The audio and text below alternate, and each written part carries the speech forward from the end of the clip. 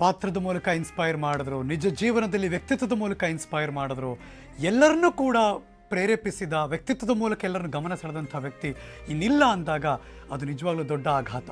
ಪುನೀತ್ ರಾಜ್ಕುಮಾರ್ ಅವರ ಅಂತ್ಯ ನಮನವನ್ನು ಸಲ್ಲಿಸೋದಕ್ಕೆ ಸಾಗರೋಪಾದಿಯಲ್ಲಿ ಜನ ಬರ್ತಿದ್ದಾರೆ ಬೆಂಗಳೂರಿನ ಕಂಠೀರವ ಸ್ಟೇಡಿಯಂಗೆ.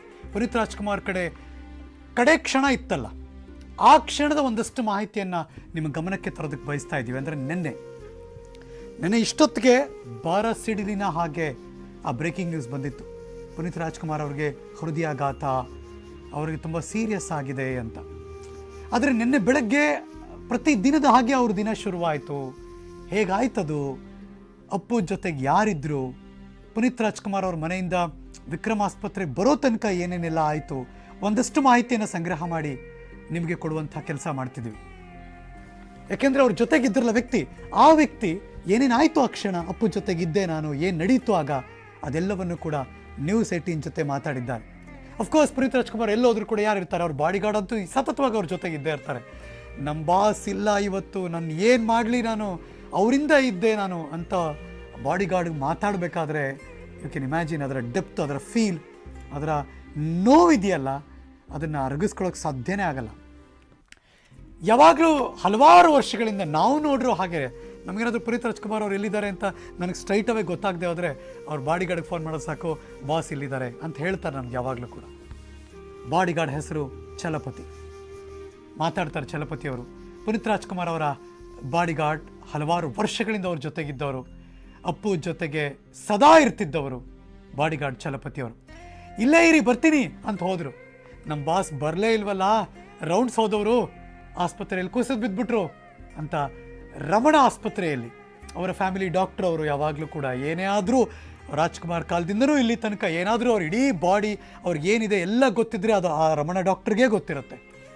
ಆಗ ನಡೆದಂಥ ಎಲ್ಲ ಬೆಳವಣಿಗೆಯನ್ನು, ಕುಸಿದು ಬಿದ್ದಿದ್ದು ಏನಾಯಿತು, ಏನೇನು ಆಗಿಲ್ಲ, ಏನು ಗೊತ್ತಾಯಿತು, ಎಲ್ಲವನ್ನು ಕೂಡ ಮಾತಾಡ್ತಾರೆ ಬಾಡಿಗಾರ್ಡ್ ಚಲಪತಿ. ಬನ್ನಿ ನೋಡೋಣ. ದಿನನಿತ್ಯ ಡೈಲಿ ಅವರು ದೇವಸ್ಥಾನಕ್ಕೆ ಮತ್ತೆ ರೌಂಡ್ ಹೋಗ್ತಾರೆ ಮೇಡಮ್ ಜೊತೆಲಿ. ಅದೇ ತರನೇ ಅವರು ನಿನ್ನೆ ರೌಂಡ್ ಹೋಗುವಾಗ ಚಲಪತಿ ಇಲ್ಲೇ ರೀ ನಾನು ಬರ್ತೀನಿ ಅಂತ ಹೇಳ್ಬಿಟ್ಟು ಹೋದ್ರು ಭಯ. ಅಲ್ಲಿ ಹೋಗಿದ್ದಾದ್ಮೇಲೆ ರಮಣ ಹಾಸ್ಪಿಟಲ್ ಹತ್ರ ಹೋದಾಗ ಕುಸ್ತು ಬಿದ್ದುಬಿಟ್ಟಿದ್ದಾರೆ. ಆದ್ರೆ ನಮ್ಗೆ ಬಾಸೇ ಕುಸ್ತು ಬಿದ್ದಿದ್ದಾರೆ, ಬಾಸ್ಗೆ ಪ್ರಾಬ್ಲಮ್ ಆಗೈತೆ ಅಂತ ನಮ್ಗೆ ಗೊತ್ತೇ ಇಲ್ಲ. ವಿಕ್ರಮ್ ಹಾಸ್ಪಿಟಲ್ ಹತ್ರ ಹೋಗೋವರೆಗೂ, ವಿಕ್ರಮ್ ಹಾಸ್ಪಿಟಲ್ ಹತ್ರ ಹೋಗೋಷ್ಟರಲ್ಲಿ ಅದು ಪ್ರಾಬ್ಲಮ್ ಆಗಿಬಿಟ್ಟಿದೆ. ಅಲ್ಲಿ ಹೋಗೋಷ್ಟರಲ್ಲಿ ಆಗಿಲ್ಲ, ಟ್ರೀಟ್ಮೆಂಟ್ ಆಗಿಲ್ಲ. ಅವ್ರಿಗೆ ನೋಡ್ಕೊಳ್ಳೋದಕ್ಕೆ ತುಂಬಾ ಜನ ಇದ್ದಾರೆ ಜೊತೆಲಿ. ನಾನೊಬ್ಬ ಕ್ರೌಡ್ಗೆ ಅವ್ರಿಗೆ ಸೇಫ್ಟಿ ಆಗಿ ನಾನು ಇದ್ದಿದ್ದು ಜೊತೆಲಿ. ಅವ್ರು ಎಲ್ಲೂ ಏನಕ್ಕೂ ಅವರು ಒಂದು ಚೂರು ಕೂಡ ಬೇಜಾರು ಮಾಡ್ಕೊಳ್ಳೋಂಥವ್ರಲ್ಲ. ಎಲ್ಲ ಕಡೆನೂ ಖುಷಿಯಾಗಿ ಸಂತೋಷವಾಗಿ ಜೊತೆಲಿ ಇರೋರ್ನೆಲ್ಲರೂ ಖುಷಿಯಾಗಿ ನಡೆಸ್ಕೊಂಡು ಅವ್ರಿಗೇನ್ ಬೇಕೋ, ಅವ್ರಿಗೇನ್ ತಿನ್ನಿಸ್ಬೇಕೋ, ಅವ್ರು ಹೆಂಗ್ ನೋಡ್ಕೋಬೇಕು ಯಜಮಾನ್ರು ಎಲ್ಲ ರೀತಿಯಿಂದ ಎಲ್ಲಾನು ನಮಗೆ ನೋಡ್ತಾ ಇರೋ ಭಯ. 5 ನಿಮಿಷ ಬರ್ತೀನಿ ಅಂತ ಹೇಳಿ ಹೋಗಿದಾರಲ್ಲ, ಬರ್ತಾರೆ ಅಂತ ನಾನು ಕಾಯ್ಕೊಂಡು ಕೂತ್ಕೊಂಡಿದ್ದೀನಿ ಭಯ. ನಾ ಅಲ್ಲಿ ಬಿಟ್ರೆ ಇನ್ನು ಎಲ್ಲಿ ಹೋಗ್ತೀನಿ ನಾನು? ಯಜಮಾನ್ರು ನೋಡ್ಕೊಂಡೇ ಇದ್ದಿದ್ದು, ಯಜಮಾನ್ರ ಹತ್ರನೇ ಕೂತ್ಕೊಂಡಿದ್ದೀನಿ ಭಯ. ಎಲ್ಲಿಗೂ ಹೋಗಲ್ಲ ನಾನು. ಎಲ್ಲಿಗೆ ಹೋಗ್ಬೇಕು ಭಯ? ಎಲ್ಲಿಗೆ ಹೋಗ್ಲಿ? ಎಲ್ಲಿಗೆ ಹೋಗಕ್ಕಾಗಲ್ಲ ಅವ್ರನ್ನ ಬಿಟ್ಟು. ಏನ್ ಮಾಡೋದು? ಬರ್ತಾರ ಭಯ. ಅವ್ರದ್ದು ಅದೇ ಸಂಪಾದನೆ ಭಯ. ಅವ್ರು ಮಾಡಿರೋದು ಅವ್ರದ್ದು ಪ್ರೀತಿ, ಅವ್ರದ್ದು ದೊಡ್ಡ ಸ್ಥಿತಿ ಇದ್ರಲ್ಲೇ ಗೊತ್ತಾಗೋದು ಅಷ್ಟೇ. ನಾವು ಜೊತೆ ಇದ್ಕೊಂಡು ನಾವೇನು ಹೇಳ್ಬೇಕಾಗಿಲ್ಲ. ಇಡೀ ಕರ್ನಾಟಕದಲ್ಲಿ ಚಿಕ್ಕವ್ರನ್ನ ಹೇಳ್ಕೊಂಡು ದೊಡ್ಡ ಮುದುಕರವರೆಗೂ ಗೊತ್ತ ಭಯ ಯಜಮಾನ್ರಂದ್ರೆ ಏನು ಅಂತ. ಎಲ್ರೂ ಚೆನ್ನಾಗಬೇಕು, ಎಲ್ರೂ ಚೆನ್ನಾಗಿರ್ಬೇಕು ಅನ್ನೋದನ್ನೇ ಬಯಸ್ತಾ ಇದ್ದ ಅವ್ರು ಅಷ್ಟೇ, ಬೇರೆ ಏನಿಲ್ಲ. ನಮ್ಗೆ ಜೊತೆಲಿ ಇದ್ಕೊಂಡು ನಮ್ಗೆ ನಂಬಕ್ಕಾಗ್ತಲ್ಲ ಭಯ. ನಿನ್ನೆಯಿಂದನೂ ಬರ್ತೀನಿ ಚಲಪತಿ ಅಂತ ಹೇಳಿ ಹೋಗಿದಾರಲ್ಲ, ಬರ್ತಾರೆ ಅನ್ನೋ ತರನೇ ನನಗೆ ಮನಸ್ಸು ಅನಿಸ್ತೈತೆ ಹೊರತು. ಆದ್ರೆ ಹಿಂಗ ಆಗೈತೆ ಅಂತ ನಮ್ಗೆ ಅನಿಸ್ತಾನೆ ಇಲ್ಲ.